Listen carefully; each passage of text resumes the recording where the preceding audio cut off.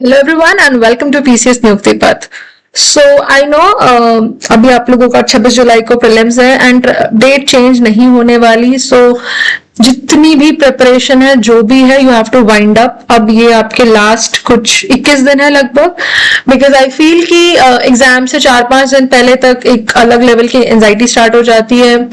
That is one thing. Secondly क्योंकि centres इतने दूर दूर मिलते हैं तो सब एक फ्लक्स में होते हैं, एडमिट कार्ड आना होता है, तो इन सब चीजों में टाइम चला जाता है। तो I am just assuming, although आज 27 जून है, सो टेक्निकली अगर देखा जाए तो 29 डेज है हमारे फाइनल एग्जाम को।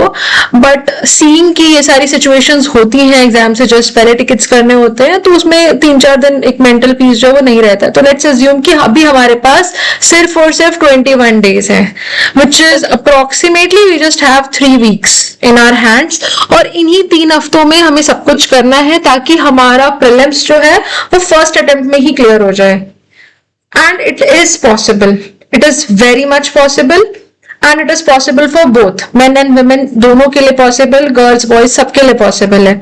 ठीक है, अब आपको करना क्या है इन 21 डेज में ताकि आप अपना स्कोर मैक्सिमाइज कर सके। ठीक है, जितना अभी तक आपने पढ़ा है उसी से आप अपना स्कोर मैक्सिमाइज कर सके, because this is the last moment and very last moment पे मैं ये सजेस्ट नहीं करूंगी कि आप ने जो नहीं पढ़ा है कुछ भी एक्स्ट्रा लेके पढ़ने की कोई जरूरत नहीं है। जो भी अभी आपने पढ़ा है, जितना भी पढ़ लिया है, जहां तक भी आपकी तैयारी हुई है, उसी को यूज करते हुए आप कैसे अपने 10 to 20 मार्क्स इंक्रीज कर सकते हैं। Yes, this is still possible. Let's see how. So, of course, these are my mark sheets. So, 70th में it was 87. ठीक है, तो मेरी कट ऑफ से तो ये बहुत ऊपर था, 5-6 नंबर का अच्छा गैप था। End of course unreserved cut off से थोड़ा सा रह गया था, जिसका मुझे दुख भी था, बट उसको मैंने नेक्स्ट प्रीलिम्स में दूर कर लिया था 90 मार्क्स के साथ। ठीक है, 90.33 मार्क्स के साथ, जो कि ऑफ कोर्स आपका यूआर मेल से भी क्लियर था। So this video is for everybody and for all the girls out there. I would say कि भाई हमें मेल से कंप्लीट करना है। सो यही सोच के चलना है एंड कट ऑफ आराम से निकलेगा। एग्जाम हॉल से निकलने के बाद कोई टेंशन नहीं होगी। What we can do is कि अभी 2-3 क्वेश्चन होंगे आपके दिमाग में। सबसे पहला कि व्हाट टू स्किप, कि क्या आप स्किप कर सकते हैं, कुछ पोर्शन आप स्किप कर सकते हैं। रिविजन का क्या प्लान होगा, what should be your revision plan. And secondly scheduling कैसी होगी। तो ये एक मैंने आपको रफ आइडिया देने के लिए टेबुलर फॉर्म में आपके लिए बनाया है। यहां से आपको आइडिया लगेगा कि सपोज अगर मुझे भी 72nd प्रीलिम्स का फॉर्म मैंने भी भरा था, रीजन बीइंग वेरी सिंपल, क्योंकि 70th बीपीएससी का रिजल्ट नहीं आया था, बट बाय गॉड्स ग्रेस अब मुझे एग्जाम देने की जरूरत नहीं है। सो अगर मैं आपकी जगह होती और मुझे अपीयर करना होता फिर से 72nd प्रीलिम्स में, तो this would have been my schedule. ठीक है, सो अभी आपके पास 21 डेज है, 21 डेज ही समझ के चलिए। You can divide your day into 4 slots. Minimum आपको 8 आवर्स देना ही पड़ेगा। मतलब अब ये टाइम है, it's a high time now. 8 hours से कम में नहीं काम चलेगा। अगर कोई व्यक्ति अपना टाइम एक्सटेंड भी कर सकता है, उसको लग रहा है कि नहीं उसे और मेहनत करने की जरूरत है, या जैसे होता है ना बहुत बच्चों ने पहले भी प्रीलिम्स अपीयर किया है, तो 8 आवर्स इज फाइन। किसी ने नहीं किया, किसी को ज्यादा फियर आ रहा है, तो यू कैन ऐड मतलब 1 or 2 more आवर्स, बट हाँ उससे ज्यादा नहीं पढ़ना है, बिकॉज बहुत ज्यादा पढ़ने के बाद भी आपको रेस्ट नहीं मिलता। आपके ब्रेन सेल्स को थोड़ा सा रेस्ट भी जरूरी है, क्योंकि जितना आप रेस्ट करके एक पीस ऑफ माइंड के साथ पढ़ते हो, रिवाइज करते हो, उतना ज्यादा वो आपके दिमाग में रहता है। ठीक है, ये मेरा पर्सनल एक्सपीरियंस है। आई फील कि जैसे मतलब मेरे साथ ऐसा होता है कि अगर मैं कभी सोचूं ना कि आज मैं 5 घंटे सो के और मैं पढ़ लूंगी सारा दिन, it is not possible for me. It's like कि 8 to 9 आवर्स ऑफ स्लीप मुझे रेगुलरली चाहिए, तभी I can function properly, otherwise मैं नहीं फंक्शन कर पाती हूँ। सो इसीलिए 8 आवर्स +-2 डिपेंडिंग ऑन आपका स्लीप साइकिल और सारी चीजें कैसी है। बट हाँ, आई वुड से कि अभी एग्जाम से पहले स्लीप के साथ नो कॉम्प्रोमाइज। ट्रस्ट मी, वो आपको बहुत डिलिटेरियस वे में बहुत हैम्पर करता है। तो आपको जितने भी घंटे सोने की आदत है, आप अपनी नींद पूरी करें। हाँ, आप उसके बाद जितने भी घंटे पढ़ रहे हैं, आप बहुत एफिशिएंटली पढ़ें।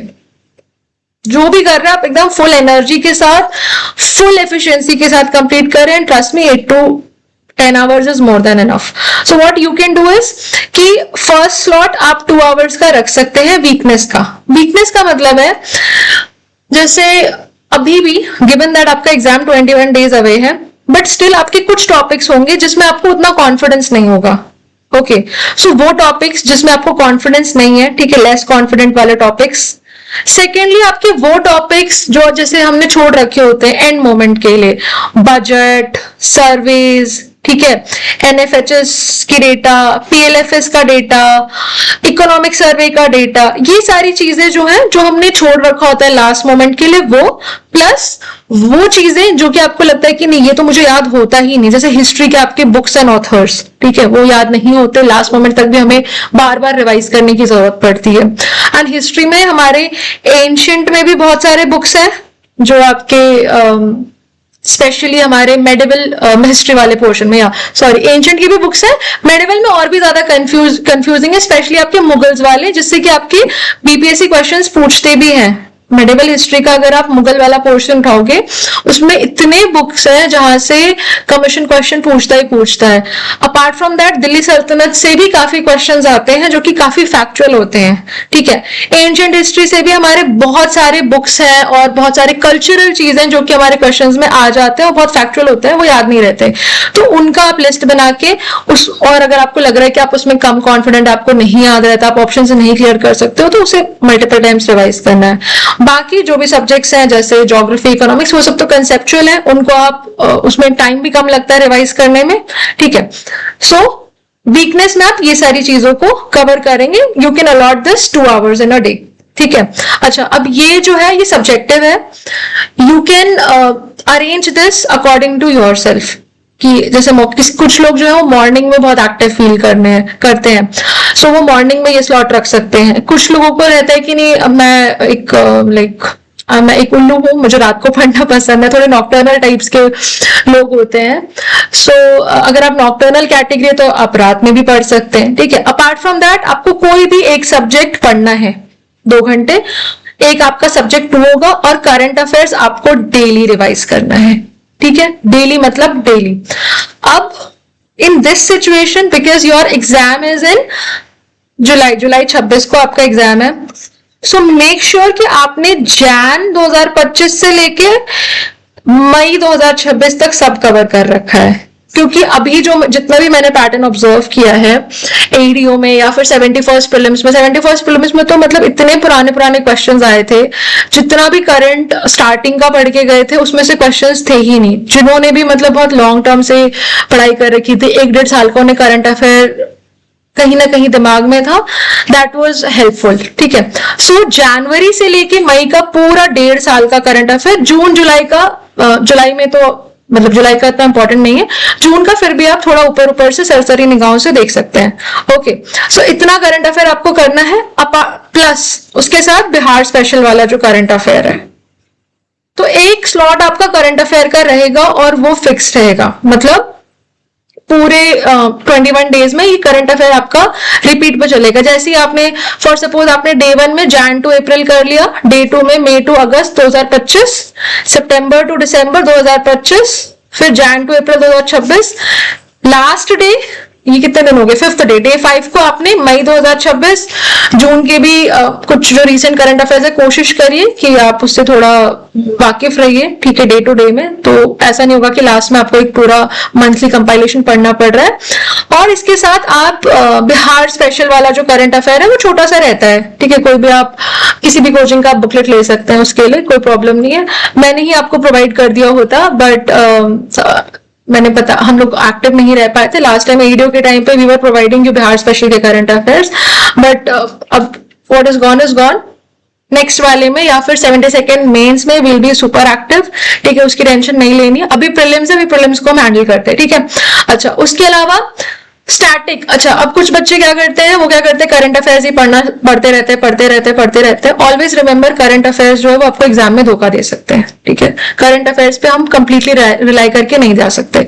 स्टैटिक ही है वही आपको एग्जाम का कट ऑफ क्लियर करवाएगा. Current affairs is also very important part, but current affairs आपने जो पढ़े हैं वही आए, क्योंकि it is a very vast चीज, ठीक है। तो स्टैटिक को भी नहीं छोड़ना, you have to make a balance and balance के साथ रहना है इस 21 डेज में। सो कोई भी एक सब्जेक्ट, जैसे पहले दिन हमने एक दिन एंशिएंट हिस्ट्री आप कर सकते हो 2 आवर्स में। लूसेंट से अगर आप रिवाइज कर रहे हो तो एंशिएंट हिस्ट्री पूरा 2 आवर्स में हो जाएगा। अगर किसी ने लूसेंट नहीं पढ़ी है, कैसे पढ़ना है, मैंने लूसेंट की एक बहुत प्यारी वीडियो बनाई थी जो कि सबको बहुत अच्छी लगी थी। ये लूसेंट मास्टर हिस्ट्री है, इसमें एंशिएंट और मेडिवल पूरा कवर्ड है। सो इसके बाहर से कुछ नहीं आएगा, ठीक है। क्योंकि ये जो एंशिएंट मेडिवल जो मैंने इसमें आपको पढ़ाया है, इसमें सारी चीजें जितनी मैंने एनसीईआरटी से पढ़ी थी, ठीक है, जो हमारी ओल्ड एनसीईआरटीज है उससे भी रिलेटेड चीजें मैंने इसमें आपको कवर करवा दी थी इन वीडियोस के थ्रू। तो ये बहुत बढ़िया है, अगर आपने ये लास्ट डे में अगर देख लिया, एंशिएंट और मेडिवल आपका यहीं से हो जाएगा और मोस्ट ऑफ द क्वेश्चन आपके यहाँ से फंस जाएंगे, ठीक है। तो वो आप देख सकते हैं, लूसेंट से आप कर सकते हैं, तो ये 2 आवर्स में हो जाएगा। नेक्स्ट डे अगेन सब्जेक्ट 1 में medieval history, it can be done in 2 hours. Subject 2 geography, you can do it. फिर मॉडर्न हिस्ट्री, ये आपको टाइम लगेगा क्योंकि आपको स्पेक्ट्रम से रिविजन करना है, so it may take 2 to 3 days। Polity में भी टाइम लगेगा, तो इस अकॉर्डिंग आप अपना शेड्यूलिंग कर सकते हैं। डोंट फॉरगेट बिहार स्पेशल भी वेरी इंपॉर्टेंट पार्ट है। सो पॉलिटी के बाद आप बिहार स्पेशल पिक कर सकते हैं, बिहार स्पेशल आपको पढ़ना है। और इकोनॉमिक्स, अच्छा, इसमें आप नंबर ऑफ डेज जो है ऐड कर सकते हैं। मैं ये सपोज कर रही हूँ कि अप्रोक्सीमेटली 10 डेज आपको लगने वाले हैं इस पूरे रिवीजन में मिनिमम। किसी किसी बच्चों को हो सकता है 12 डेज भी लग जाए पूरा एक सेट रिवाइज करने में, और हमारे पास 21 डेज ही हैं, ठीक है। तो एक सेट रिवीजन तो आप मेक श्योर करें कि आपका 10 डेज में हो जाए, मतलब of course more than a week लगेगा, ठीक है। लास्ट के 1.5 हफ्तों में फिर क्या करना है हमें? सो लास्ट के 1.5 हफ्तों के लिए आई हैव एन आइडिया कि ये कुछ टॉपिक्स जो है ये मैंने लिस्ट डाउन किए हुए ऑलरेडी। यहाँ से काफी क्वेश्चंस पूछे जाते हैं, ये हाई स्ट्राइक रेट वाले क्वेश्चन के जोन्स हैं। जैसे एंशिएंट में आपका Indus civilization, books and author जो एंशिएंट इंडिया के हैं, मगध एम्पायर से क्वेश्चन फिक्स्ड रहता है, बिकॉज वो एक कॉमन पार्ट हो जाता है ना, बिहार स्पेशल का भी पार्ट है और आपके हिस्ट्री का भी पार्ट है।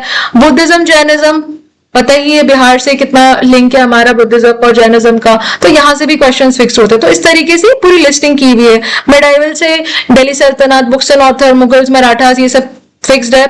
मॉडर्न से अगेन ये कुछ पोर्शंस है जहां से क्वेश्चंस आते हैं। इसमें governor general, viceroy very important, books authors, newspaper very important, ठीक है। मेन जो क्वेश्चंस आते हैं मोस्टली आपके यहाँ से आते हैं। 1905 से, गांधी एरा से बहुत सारे क्वेश्चंस आते हैं, एंड अप्रोक्सीमेटली आपको यहाँ से टोटल मिला के 30 क्वेश्चंस मिल जाएंगे हिस्ट्री के। तो हिस्ट्री को हल्के में नहीं लेना हमें, ओके। साइंस से भी मैंने आपको सारे इंपॉर्टेंट टॉपिक्स नोट डाउन करवा दिए हैं। सर ने फिजिक्स के घटना चक्र के थ्रू और अदरवाइज भी बहुत सारे लेक्चर्स लिए हुए हैं। केमिस्ट्री वाला पोर्शन रह गया था, ये अभी तक हमने नहीं टच किया, बट हाँ 6 to 8 की केमिस्ट्री भी अवेलेबल है साइंस एनसीईआरटी सीरीज में। बायो की वीडियोस जितनी मैंने करवाई है वो मोर देन इनफ है, ठीक है। ये सारी चीजें मैंने आपको कवर करवाई और बहुत अच्छे से करवाई। अगर आप वो वीडियोस देखकर कंप्लीट करके चले जाएंगे तो बायो में आपका बेड़ा पार लग जाएगा, ओके।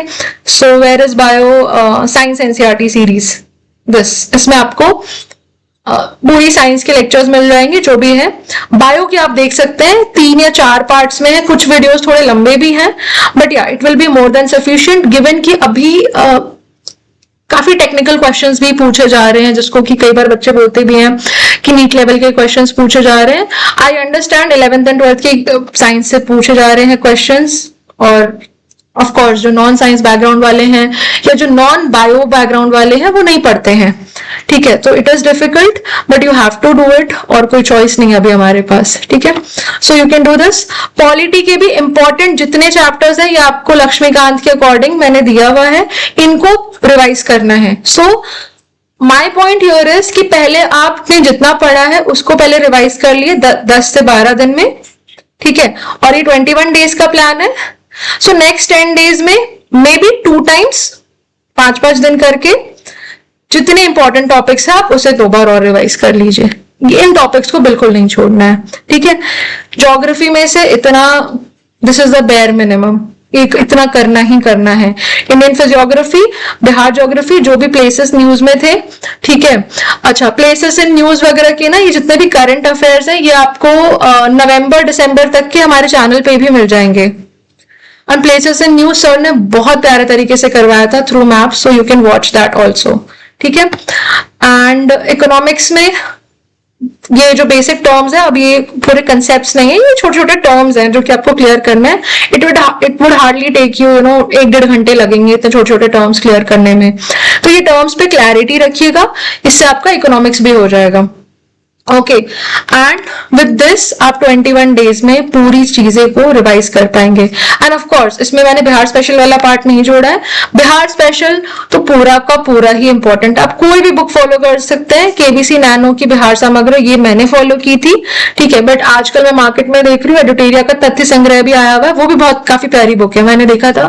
बट क्योंकि मैंने ऑलरेडी केबीसी नैनो से पढ़ा हुआ था तो it was more familiar to me, तो मैंने उसी को प्रेफर किया। But Tathya Sangrah is also a good book, तो अगर किसी के पास तथ्य संग्रह भी है तो उसे भी आप अच्छे से कंप्लीट कीजिए। बिहार स्पेशल पे कोई कॉम्प्रोमाइज नहीं, ठीक है। अच्छा, मैं करंट अफेयर्स का बता रही थी, तो इसमें बिहार और नेशनल के करंट अफेयर्स हैं इस प्लेलिस्ट में। बहुत सारी प्लेलिस्ट बनी हुई है, पूरा जितना भी मटेरियल है काफी कंपार्टमेंटलाइज्ड है। प्लेलिस्ट को एक्सप्लोर कीजिए, आपको बहुत कुछ मिलेगा। घटना चक्र भी सॉल्व किया हुआ है। वन मोर थिंग, इस टाइम पर मॉक्स में इन्वॉल्व नहीं होना है। कोई कितना भी बोले, कुछ भी बोले, मॉक्स में इन्वॉल्व नहीं होना है। मॉक्स देने का टाइम खत्म हो चुका है, ठीक है। मॉक्स में तभी इन्वॉल्व हो जाता है जब हमारे पास टाइम हो उसे एनालाइज करने का, अपनी मिस्टेक्स आइडेंटिफाई करने का, ठीक है। अदरवाइज इस टाइम पे मॉक्स देने के बाद अगर मार्क्स ऊपर नीचे हुए तो वो डिमोरलाइजेशन का होता है, और mocks are nowhere comparable to whatever जो कमीशन सेट करते हैं, चाहे वो यूपीएससी हो या बीपीएससी हो, ठीक है। सो मॉक्स में देकर अपना मोरल डाउन नहीं करना है, टेंशन नहीं लेनी है। जितना काम जितना चल रहा है उतना अच्छा है। Okay, so that's it from my side. इसके अलावा अगर किसी को कुछ भी डाउट है so you can reach out to me, reach out to us at this PCS Niyukti Path care, and जितने भी अपडेट्स है वो आपको टेलीग्राम के थ्रू मिल जाएंगे। और this is our YouTube, so channel को सब्सक्राइब कर लीजिए क्योंकि आपको सारे अपडेट्स यही मिलने वाले हैं। एंड टेलीग्राम पे यू विल गेट एवरीथिंग। कुछ टाइम में आई एम जस्ट वेटिंग कि इवैल्यूएटेड कॉपीज आ जाए। आई थिंक टाइम लगेगा, तब तक आपका प्रीलिम्स हो जाएगा, तो जो नेक्स्ट बार मेंस लिखने वाले उनके लिए भी काफी हेल्पफुल होगा। तो ये सब कुछ आपको यही टेलीग्राम पे ही मिलेगा। Okay, thank you so much and जय हिंद, बाय बाय।